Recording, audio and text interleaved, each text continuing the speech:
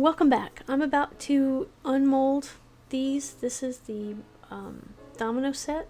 Now this is the third pour has been curing up for about 12 hours or so, and now I'm just going to go ahead and pull these out. This was the first time I've tried to place color for each number, so I came up with a scheme and each number has a unique color, and I think it turned out pretty interesting. I'm really digging the contrast. So there's a couple of fun things happening here. There's two distinct colors here. There's a light and a dark side, and then each number has a unique color.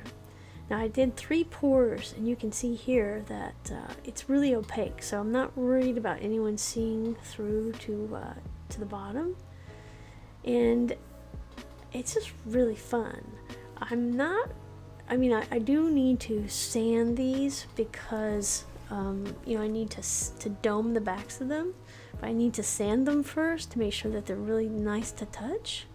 But I learned a tremendous amount, and I could probably pull out a caliper. I feel like I got really close to consistency. I would say there's probably at least a 0.25 millimeter tolerance here, but I'm gonna say that I got everything within a 0.25 millimeter height, which is something else considering the medium I'm working with.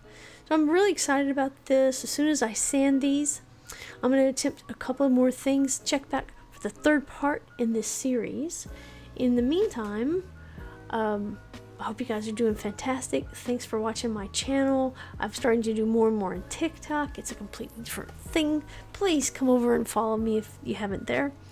And just let me know, right, in the comments if you would leave these dots with the number indicator as they are with a little splash of color, or would you go around the very, very edge with a little bit of white to contrast that out? I'm really curious. Let me know what you think. Always a good time to be kind to each other. Thank you for watching, and I'll catch you on the next one.